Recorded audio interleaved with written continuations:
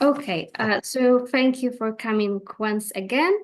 And the first question is, what attitudes towards climate change do you observe in your country, and generally, what do you see on daily basis?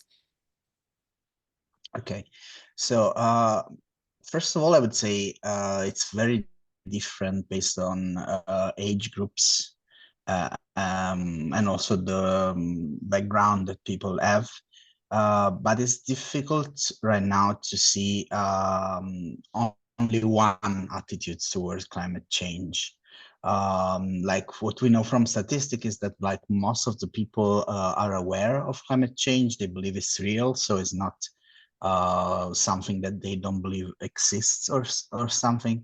But it also really depends on like what I see when we do research and like when we speak also to people, that there are like differences in terms of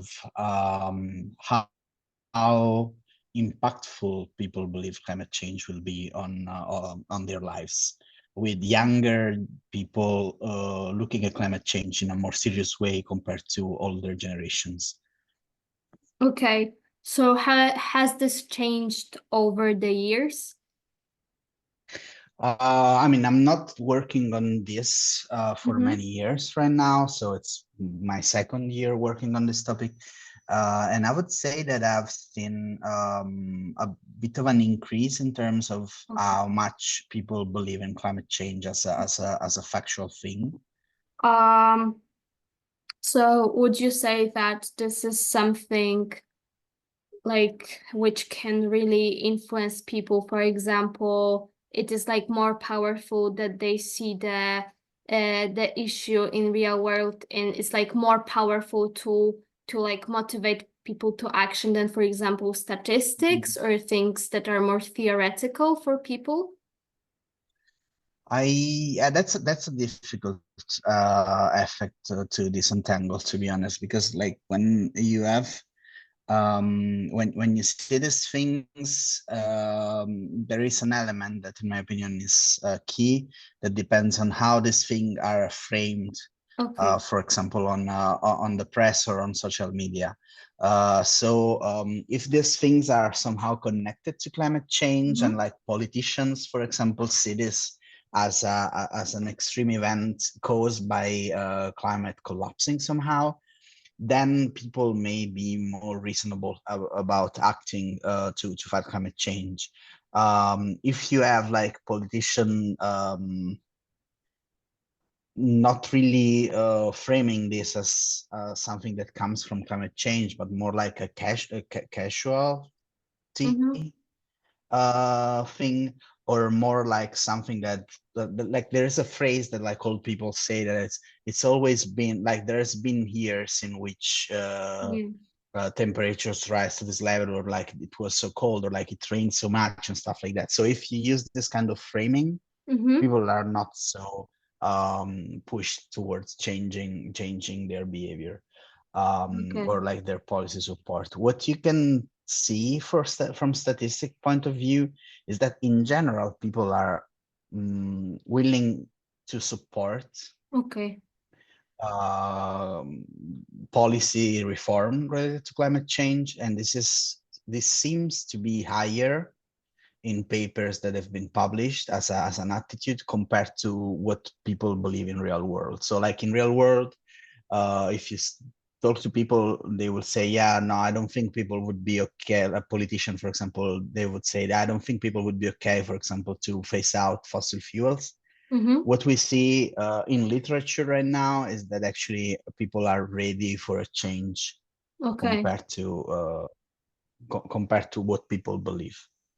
Okay, so what can be done to mobilize the people that are still passive and like indifferent? And that's a nice question. Like if you had the answer, I would probably be a Nobel Prize or something. I would say though, but that's I mean, jokes apart, it's actually what we are working on. For example, I'm working on this aspect on both sides. Mm-hmm. One side is like studying activists and see Okay. how they their framing of studies like their framing of campaign can help, or whether it helps, because there's some doubt about, for example, like radical activism as a way to push people towards acting for climate change. The other line of study that I have is related to the use of positive moral emotion. So like to inspire people Okay. towards a positive change. To me, but this is my opinion, and I don't have much data to substantiate it. I believe that positive moral emotion have potential more than negative messages, because there are some papers, there are some research saying that when you use negative messages, Mm-hmm. you have you may have a negative effect that is related to the fact that people believe that they cannot change that, Okay. and so they don't act.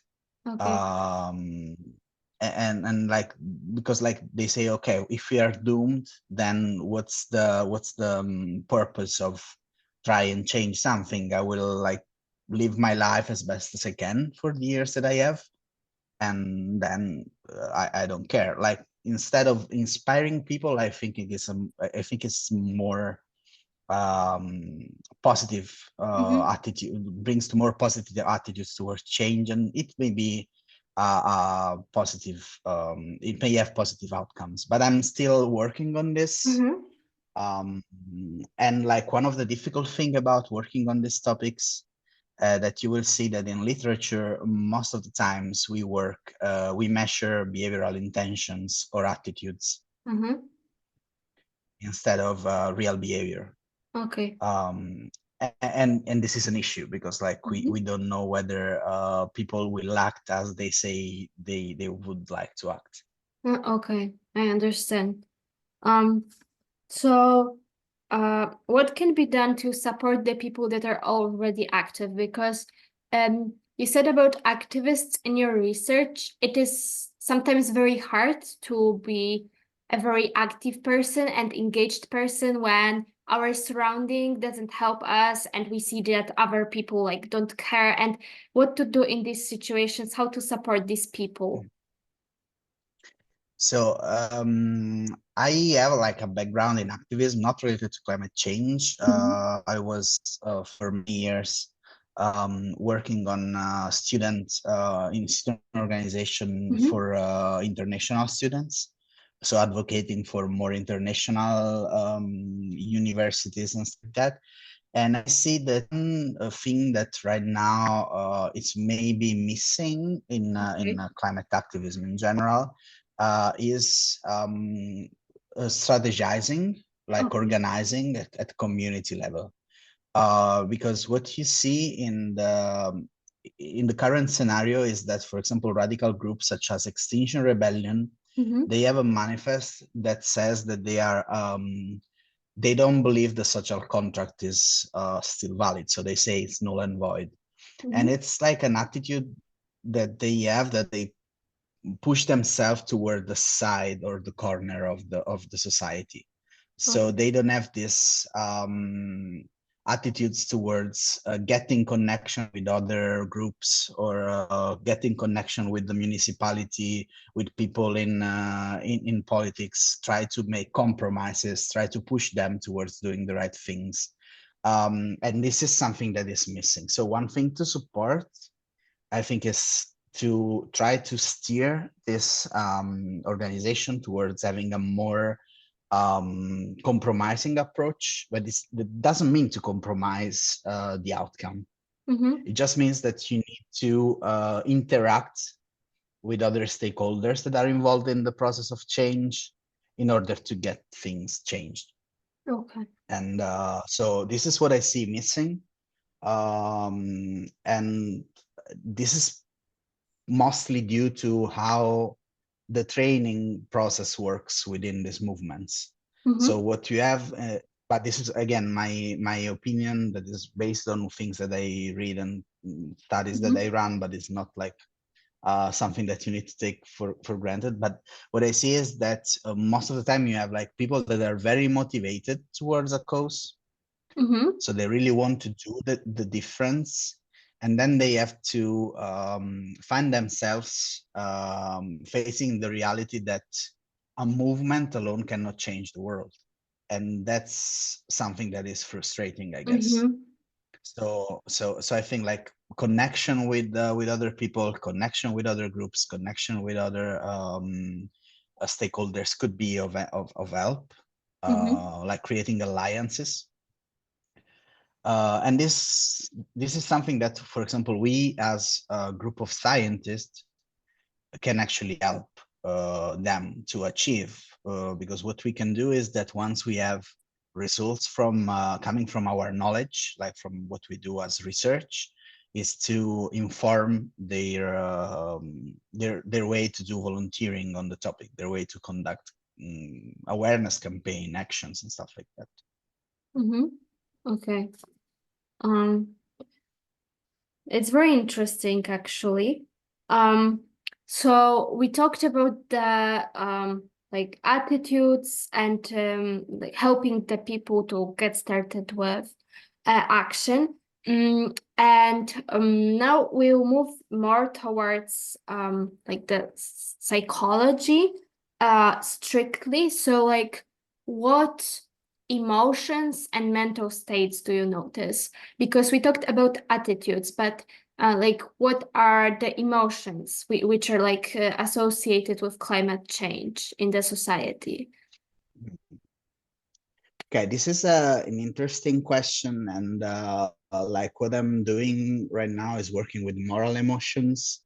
As I said, I prefer to work with positive moral emotions, and usually I do that. I measure that after people are exposed, for example, to a positive model, such as a person planting trees to save the environment, and that is something that happens. I know for sure that also when people are exposed to what we call natural beauty, so like, for example, a very nice landscape, they tend to have more positive moral emotions that are called elevation and how, spelled AWE.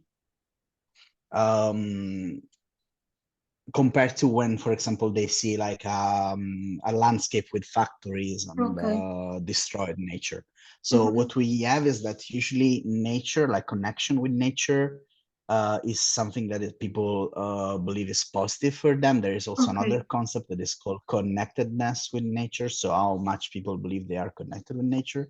And these are usually good predictor of, like, for example, people intention to Okay. behave in a certain way towards the environment. What you see here, it's also negative moral emotions. So sense of guilt, for of course, shame are also very common emotions that people have. And when it comes to states, like when, for example, if they are exposed to the fact that they are like polluting or something, they have like these negative tendencies. And like when it comes to states, there is this concept of eco-anxiety that is trending right now um, in the literature. To be honest, I did only one study in which I measured eco-anxiety, and it was very low. So it's not really something I see there. What I would refer to more, like what I believe is a better predictor, is concern for the environment, which is similar to anxiety in a sense that is defined as a state of constant worriness about the environment, but it's not as strong as anxiety, because as anxiety as a state is kind of like blocking people. But it's true that there are like people constantly thinking about that, like doing every action they do because they have concern about the environment. I don't know, for example, buying used clothes, using public transportation, or eating vegetarian or vegan food just because of that. So there are like a lot of people that have this very strong concern and do a lot of actions related to the environment and against climate change out of this concern. Okay. Would you say that a certain group is at highest risk of experiencing like the negative emotions, the concern, the anxiety? Does it differ between the social groups or like age groups? When it comes to ages, I think there is a, as I was saying earlier as well, there is a difference Yeah. between generations, in a sense that younger generations, such as millennials and Gen Z especially, they are more prone to be concerned about climate change and the impact on the environment. It is, in my opinion, related to the fact that they are facing both the present and the future consequences of this situation. Mm-hmm. In a sense that for a person that today is 20 years old, um, it's difficult to think about the future by knowing that, for example, we are like now, right now in Poland, it's April and there are like 25 degrees. Mm-hmm. And so how it will be the future if now we have like this situation and this Mm-hmm. kind of stuff, right?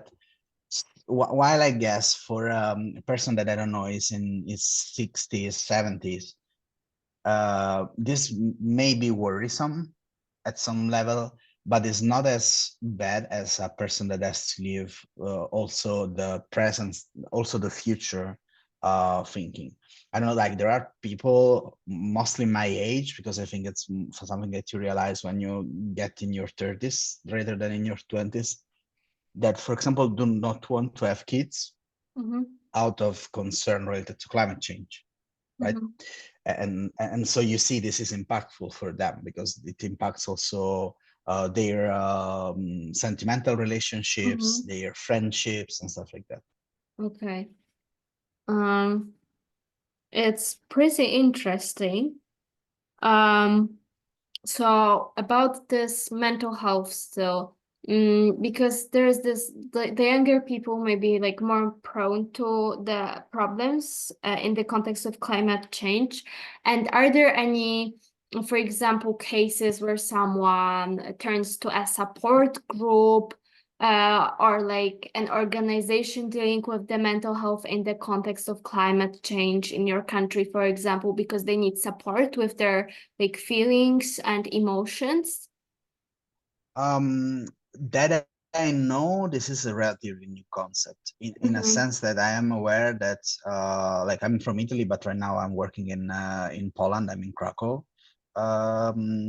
for my visiting PhD, and I know that there are like some people here in Jagiellonian University that are doing research with mental health care professional Okay. to see how, like, how often people brings the problem of climate change in the therapy setting.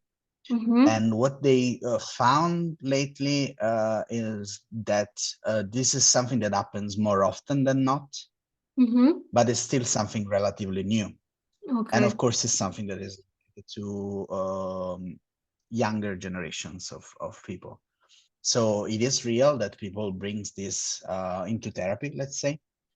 I cannot tell whether in Italy there are data on this. I know from like from close friends experience that there are people that discuss this with their therapists. Mm-hmm. Um, so yeah, but I don't think there are like data or specific organization dealing with Okay. this because it's a very, very, very new concept, which is interesting, Yes. but it's still underdeveloped. For Okay. now, what I got to know from these researchers that I was mentioning, and also like if you need other contacts of people working on this topic, like feel free to ask. I can give you some. Is that what they notice is that usually therapists do not have tools that can be really Okay. used Mm-hmm. in this. Like they find themselves a bit in a difficult situation because they are not trained to work with these issues. Okay. Yeah. Because when I was talking with some specialists from England, it's pretty interesting because in England it's something like very common because you can, for example, find like climate psychology association and things like that. So it's pretty interesting how it differs between the countries.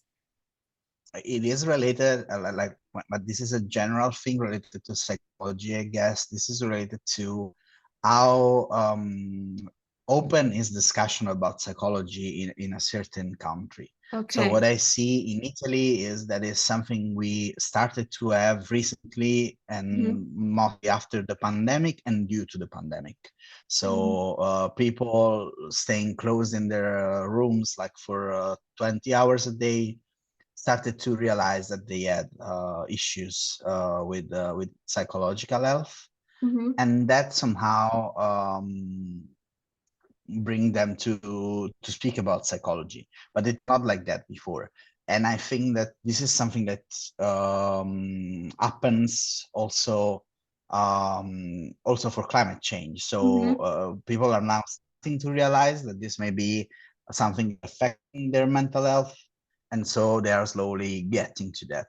And then depending on how much how fast a country is to realize that this is an issue, and how easy is to access to psychological resources in a certain country. And England, for example, I think is one of those in which is very easy to speak about psychology because Mm-hmm. they kind of invented it. Mm-hmm. Um, then they are, of course, running a bit compared to other countries, as it may be Italy, and also Mm-hmm. is connected to religion. That's a factor as well. Mm-hmm.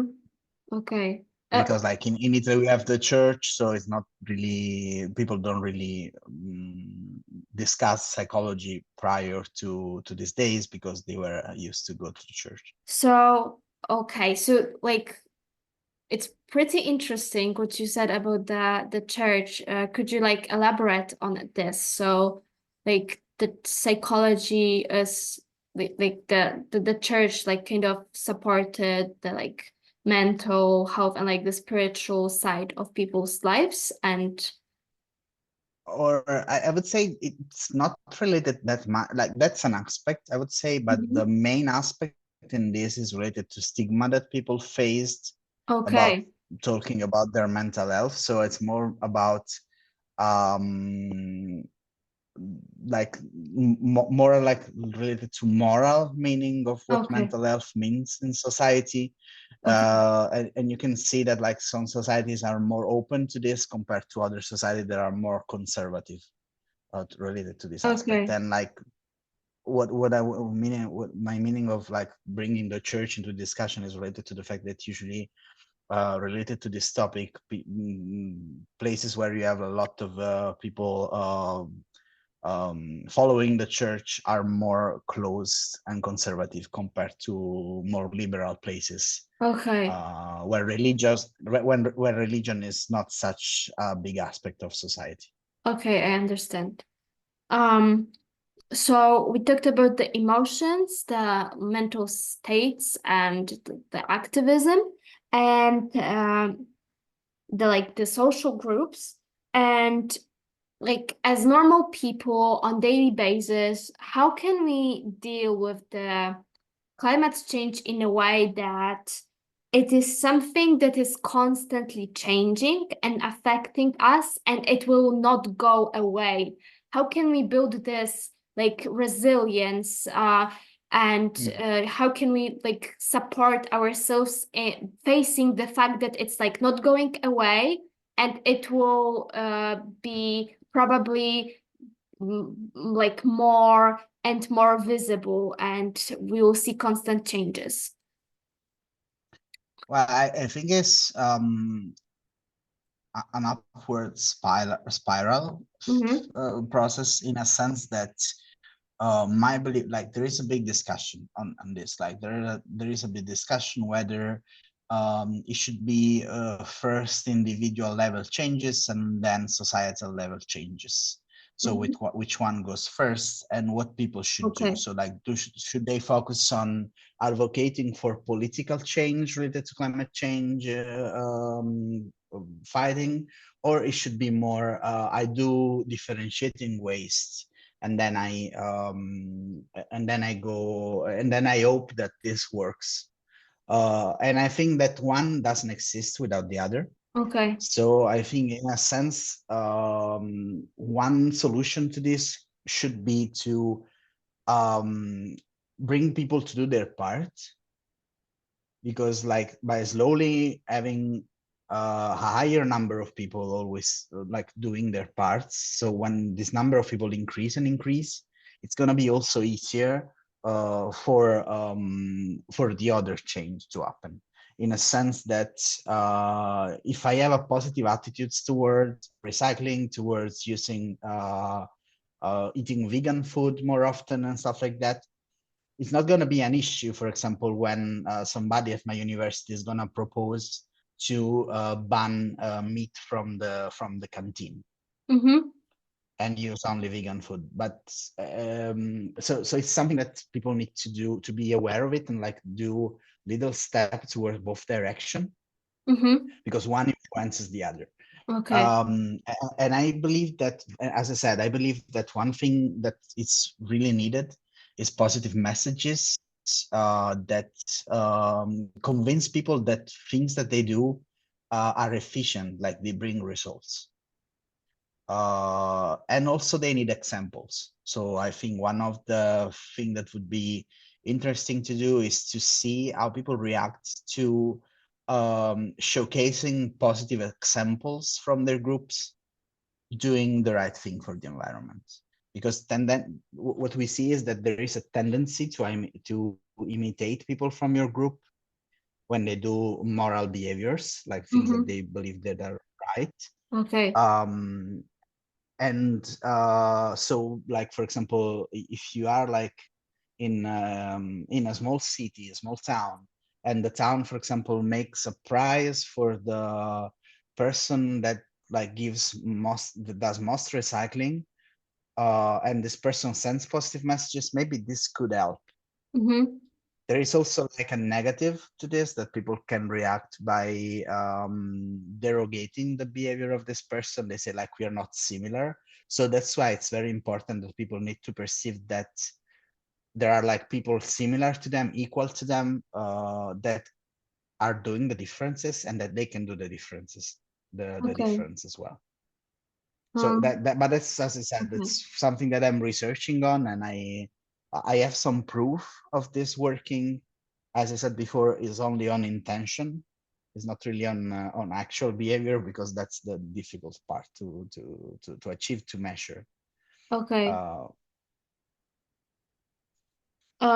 So how would you describe the role of psychology in the context of climate change? Like, why is it important to include in the discussion not only strictly the like biological and like atmospheric physics data, things like that? What's the role of psychology and the social sciences in the context of climate change? well, let's do like an example of another situation, right?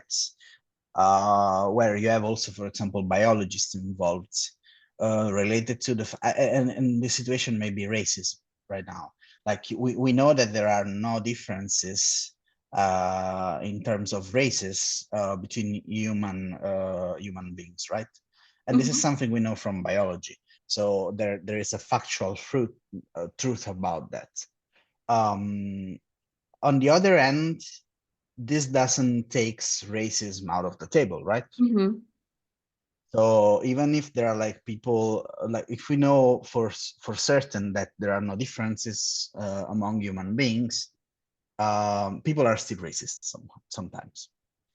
And what psychology can do is to help people not being racist anymore. Like, for example, we have a theory in psychology that's called intergroup contact theory, that helps people to mitigate their prejudice.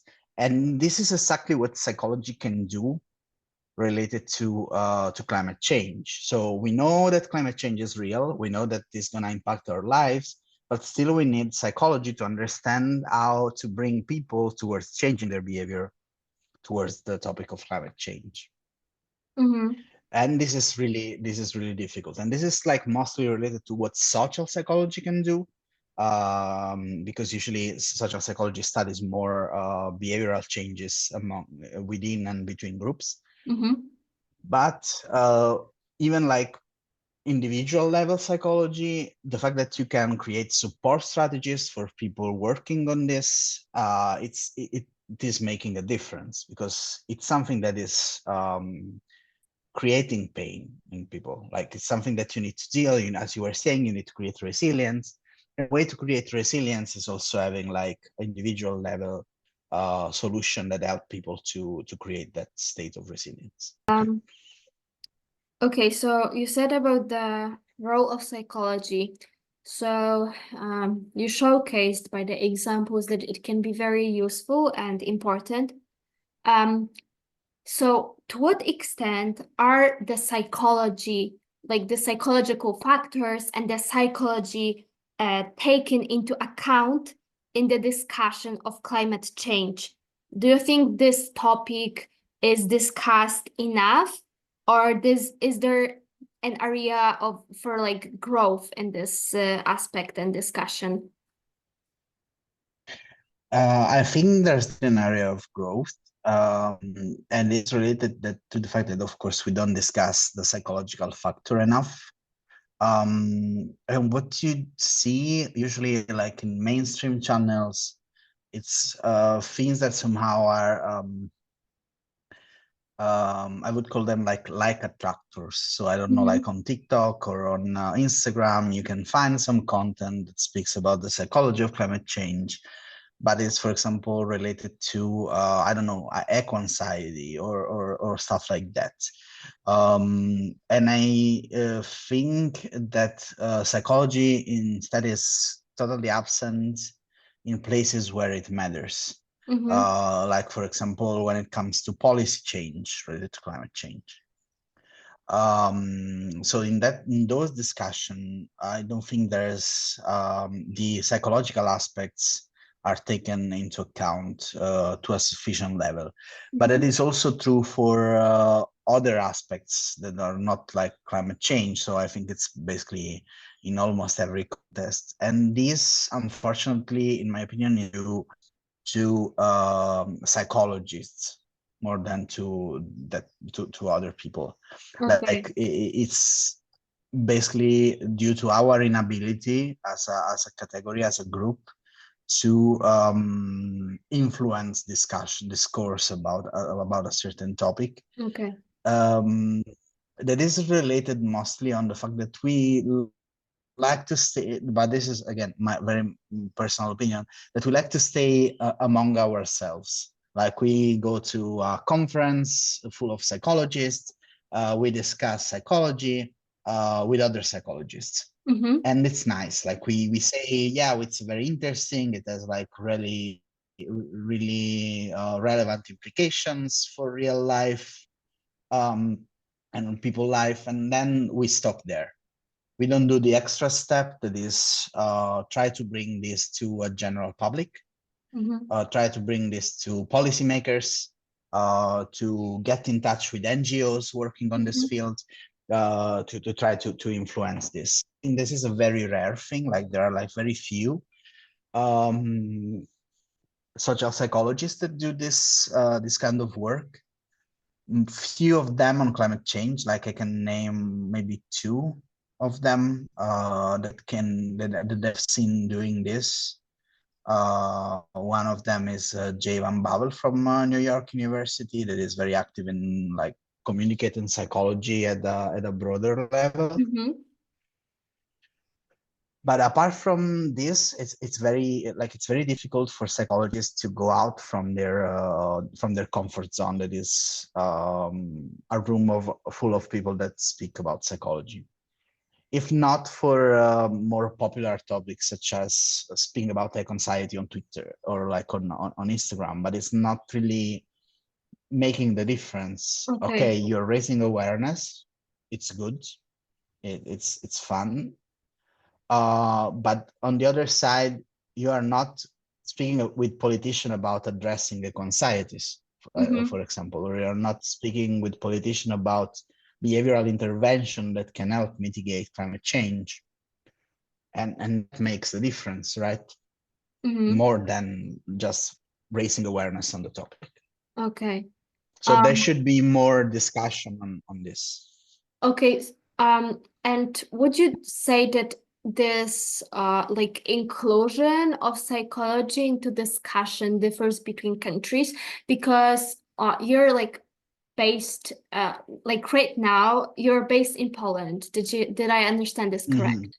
Okay, and Yes, you yes. also like you're from like originally from Italy. So would you say that you, for example, in the context of Poland, would you say that you can like see difference in this topic, like between the Mhm. countries? I don't have that many Mm-hmm. experience like with the social context in Poland. I would say also because I don't speak Polish. So for me, for example, it's very difficult to see whether like on a newspaper or like on an online newspaper, you can find psychologists discussing Mm-hmm. climate change. I can tell that in Italy, this discussion is non-existent. So like in Okay. Italy, Wow. psychologists studying climate change and behavior or pro-environmental behavior are almost totally cut out of the discussion, apart from what I was saying, this raising awareness about eco-anxiety. Okay. But in a policy slash political level, there's virtually nothing. Okay. Of course, something be there, but I don't see it as something that is mainstream. Like I Mm-hmm. wouldn't like you wouldn't find like a piece of news on a mainstream newspaper or in Okay. the TV news, this kind of stuff. Okay. I don't know how it is in Poland, to be honest, because of course, as I said, like I arrived here, yeah, 3 months. Today it's exactly 3 months that I'm here, Oh, so it's not that much time, and also not being able to speak Polish and to understand Polish cuts me out of the discussion, I would say. okay. But I would expect that Poland and Italy are very similar in Oh, this kind of issues, to be honest. okay. Maybe Poland is changing for the best because there's been a political change towards the left-leaning Mm-hmm. um, artists. So maybe this could be also a way for psychology people to bring their opinion in more than it was in the past. Of course, Italy has a totally different political situation right now. So we are like Mm-hmm. um, in a very right-wing authoritarian political environment. So it's not really easy also um, uh, to bring this topic to the attention, because as I was Okay. saying, it all depends on how politics, it also depends on how politics frames this. And right-wing politicians are not very into climate change Okay. and So pro-environmental would you attitudes say in general. that climate change can become a political tool to just like use it in the political discussion to maybe like part people and Right now it is like that, like Mhm. right now what you would see in Italy, and it's also like the basis of the research project that we are conducting with radical activism, is that for example, activists that are considered to be more radical, such Mhm. as Extinction Rebellion or Last Generation, and this kind of groups, um, are criminalized. Mhm. Like they can actually be arrested for what they do. Mhm. Okay. And so it's a tool for political debate. It's a tool for political polarization right now. And as I was saying, it's partly mainly related to the fact that politicians from the right wing, especially, are not really caving on climate change. Like they're still having trouble admitting that climate change is real and is a factor that influences people's lives. But it's also related to the other part. So it's also related to the fact that these groups, like these activist groups, are not really seeking for people's support at a societal level. Okay. Like they're not willing to do stuff that are involving more people. Like, for example, Fridays for Future used to do it. Even though recently they announced that they are changing their strategy. Okay. And so probably they realized that. Okay, so these are all of the questions that I've prepared. And like my last request is for you to tell me a little bit more about your research and your investigations, and maybe there's something that I did not ask for and you would like to add something additional. So that's the time for that. Yeah, okay. So as I was saying, I'm doing research on various topics related to climate change, and it was not my topic of choice at the beginning. So when I started to do my PhD research, I got into a project that was about environmental sustainability, and then I started to work on the topic of environmental sustainability, environmental behavior, and then I got interested in activism related to climate change as well. Right now, I have like three main line of research that I'm working on with alone or with my colleagues. First one is related to that is like the one that I like the most, and it's also the most personal one that is related to, as I was saying, the role of positive emotion. Okay. And moral models. So what I'm trying to understand is whether exposure to moral models from like different kind of moral model have different effect in terms of positive emotion and behavioral intentions, and maybe also behaviors as well, if I find a way to measure it. And what I've seen so far is that people tend to be inspired by other people doing very positive things towards the environment, like, for example, cleaning a beach or like planting trees. And this leads to them having more willingness to do behaviors related to the environment, like volunteering themselves. And as I was saying, this is something that is really interesting because most of the time we focus on negative things, and this is a thing that social psychology specifically have, that we focus always on the negative and almost never on the positive aspects. And for me, it's very important to focus on positive aspects because somehow they are more controllable. Like when you have like negative emotion, it's very easy to spiral in a negative sense. With positive emotion, it's easier to control them. Like it's not that easy to get people to feel this positive emotion, but it's much easier to control what happens after somebody feels positive emotion.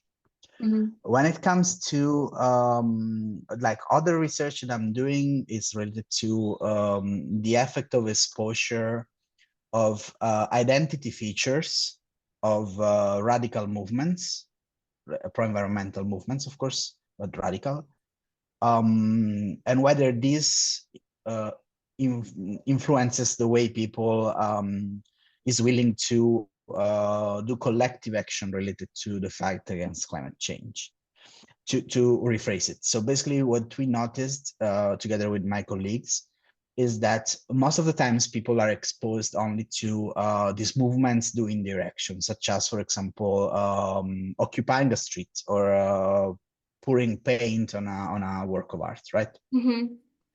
And most of the people do not know why they are doing this, and do not recognize this to the fight against climate change, because the two things are not related. So for most people, you probably see that there's no connection between putting paint on a famous painting, putting tomato sauce on a famous painting, and fighting against climate change. So those are two things not connected. Mm-hmm. And so what we are trying to see is understand whether if you introduce aspects that are related to the values that these activists have, the reason why they're doing what they do, before or after they've done these things, and to see whether this works to convince people to do collective action related to climate change. And this is very, like, we don't have the results yet because we are in the final stage of data collection. We actually have like last week of data collection. And what we have is what we would like to see. So our expectation is that when you are exposed to the identity of this movement, so when you know who are these people and why they do what they do, you will be more willing to support them and to do similar behavior, like maybe normative behavior, such as going to a march related to climate change, but still being more willing instead of the contrary. Okay. And so we are trying to see. And then we have another research that is, it may seem like it is the contrary of what I just told you. And it's an Erasmus project. So it's together with many universities in Europe. It's 5 universities in Europe. And we're trying to understand which are the ways in which we can prevent radicalization related to climate change by boosting people environmental literacy, which is the level of knowledge that they have about the issue of climate change and environment in general. Because what we saw, what we noticed, like by when writing this research, is that, for example, it's very easy for people that are very skewed towards the topic, so they are really interested in themselves, and then they study what they find interesting and whatnot. Or like, for example, people that are studying, I don't know, bioengineering or sustainability. So they have like a knowledge of this. But most of the students, like in university contests, they don't, because, for example, if you study psychology, you don't have classes about psychology of climate change or climate change in general or environmental sustainability. And so most people are naive about this. And what they hear it from the news, from their social media. And so those communication sometimes are not neutral, like they already have. And so what we want to see is whether promoting more knowledge about it leads people to do more normative activism, like to bring this topic more to the table and say, we want a change within our community to fight climate change. And so this is a project that we just started. And it's not just a research project, because like we are doing a research right now. So we are launching our research like in 2 weeks, probably. Oh, cool. But also it's a 3-year project. Wow. And like in the following years of the project, there will be also implementation of online classes for university students on the topic of climate change. Collaborative activities, so that people can actually organize workshops. They can learn how to structure activities to promote the fight against climate change. There will be also advocacy campaigns for universities in Europe to introduce not compulsory, but still elective activities to bring knowledge about climate change, mitigation, environmental sustainability, and so on. So this is like a very research plus intervention project. And these are like the 3 activities that I'm working right now. Could you elaborate, because it's very interesting, about the radicalization. Okay. Yes. It's not really the central aspect of this project, I would say, even though you would find it basically in the name of the project, if you find it online. But what we see and what we are like seeing by reading previous article right now, because we are in this literature review process, and research, as I was saying, will start soon, is that there is a tendency for people to radicalize on a certain topic in when, for example, they don't have knowledge on the topic, but they Okay. feel the topic is important. Mm-hmm. And also when they have knowledge, they believe the topic is important, but somehow they are cast out of the discussion about it. Mm-hmm. So Okay. this leads people to take radical positions. Okay. And this may also be something that leads people to violence. Mm-hmm. So we are not interested, for example, in cutting, like in saying that, for example, what Extinction Rebellion does, it's wrong. We don't believe that. Like, we believe that is they have radical ideas on how to fight climate change, which is fine. Like, Yeah. world has been changed through radical ideas. But having radical ideals and being radicalized are not the same thing. Like, when you are Okay. radicalized, it means that you are more willing to use violence as a way to push your agenda forward. Okay, I understand. And we don't like to see this happening, because what we've seen this has been happening, for example, in the case of some right-wing movements that are called eco-fascists. Mm-hmm. Okay. So they really want to do stuff related to ecology and climate change, but they have this ideology that it really goes towards violence. Or, Mm-hmm. for example, the past, and this is especially true for the US, there were movements. One of them is very famous, that is called Earth Liberation Friends.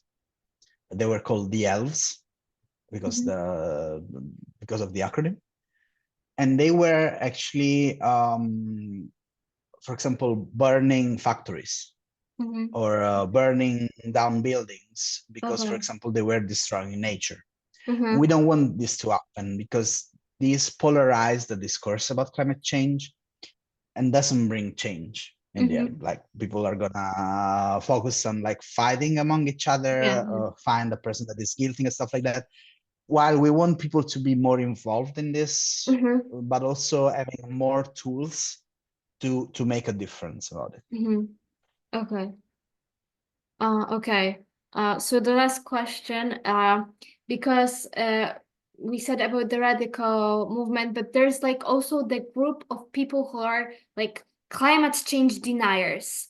And what Mm-hmm. can be done like with those people who are like like very, very strong in the opposite direction? They're like spreading like the theories that like climate change does not exist, or maybe that it's not really serious, or they use fake news to kind of support their arguments. Are there any like strategies how we can deal with this? That's a very difficult question, I would say, because like right now, fake news is a very important and impactful topic. Conspiracy theories as well, Mm-hmm. and it has a very huge impact. For example, on the political life, like how people choose to vote for somebody or for somebody else, and sometimes fake news make a difference. Mm-hmm. Conspiracy theories make difference, and there's no consensus still about what works, Mm-hmm. um, because like there have been trials and intervention related to what is called inoculation, Mm-hmm. that is basically trying to give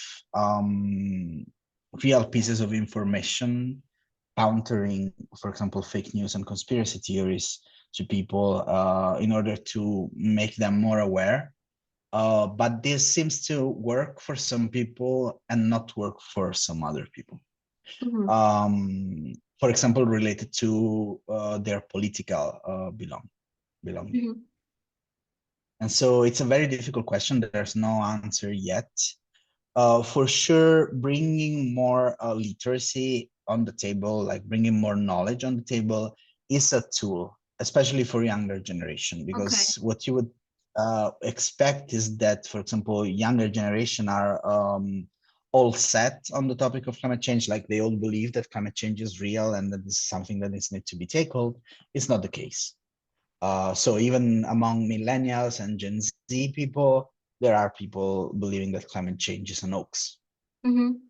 So Okay. bringing more awareness, like in contexts such as schools and universities where people can actually learn about it, may be a solution.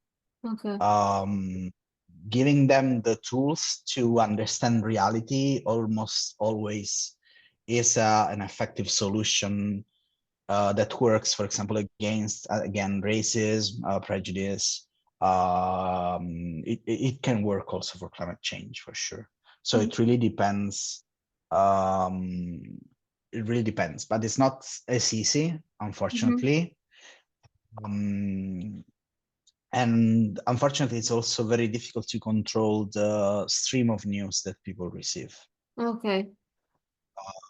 Because like of social media and other stuff, it's really difficult to see which are the fake news and counteracting those fake news. For sure, one thing that would definitely help, I guess, is to have politicians taking their role seriously, Mhm. as they are influenced, right?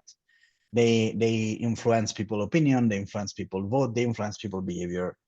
They do policies that can influence people behavior to an extent that is deciding what is legal and what is not legal, right?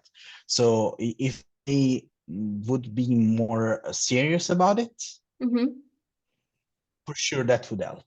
Okay. So like that And people so would. Mhm.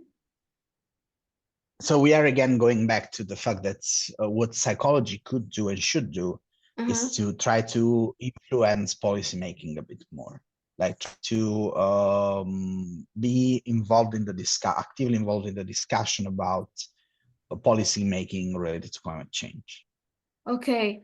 So would you say that the like denying of climate change and like not doing like not implementing strategies against it can be because of the like a narration about it, the fake news, but could it be also that people who like do not get involved and say it's not really serious have this like just like the like psychological defense mechanism that they just want like is this also a case in some situations? There are some studies saying that, and that those are especially connected to doomerism. This use of like very dear messages related to we're gonna get extinction, we're gonna Mm-hmm. die Okay. soon, Okay, okay. things are going beyond repairable. This kind of stuff have a tendency to bring people on a defensive mechanism Mm-hmm. that is saying, yeah, I don't believe it. Okay, I understand. And again, like it's very important to message people in a way that they can perceive that they can be effective in tackling climate change. So having like these very extreme messages can be counterproductive. Mm-hmm. Okay. Like there are, but as a, like one thing that I want to stress is that all of these are not things that are set in stone. So like there is Mm-hmm. people studying this right now, and it's always difficult like to find a final truth Mm-hmm. about why people behave in a certain way in certain contexts. So I would say that it's still there are like still a lot of open questions. So what I try to do and give you is like a full spectrum of Mm-hmm. issues and things that are discussed, an opinion. I also stress when it's more my opinion that like more a scientific opinion, because like um there are like many studies being Mm-hmm. conducted, like you see that compared like to 2 years ago, for example. Now there are a lot of studies, for example, on environmental activism, but still is very difficult because sometimes you don't get the same results. And Okay. also it really depends on the cultural background, on Mm-hmm. the geographical area you're studying that, Mm-hmm. on the like on the sample that you have. And like one of the limitation is that almost always we have very young samples, because like they're Okay. students Mm-hmm. filling our surveys, or we have very liberal samples, so people that are left-leaning in their belief, in their world beliefs, and these are not representative of all the population. Like when you go and see other um, types of population, maybe that's a bit different. So Okay. like there's still debate. There are some things that works better than others, um, but there's nothing set in stone, I would say. Okay. So would you like to add something, or do you think that we like covered the No, I think we covered pretty much okay. everything.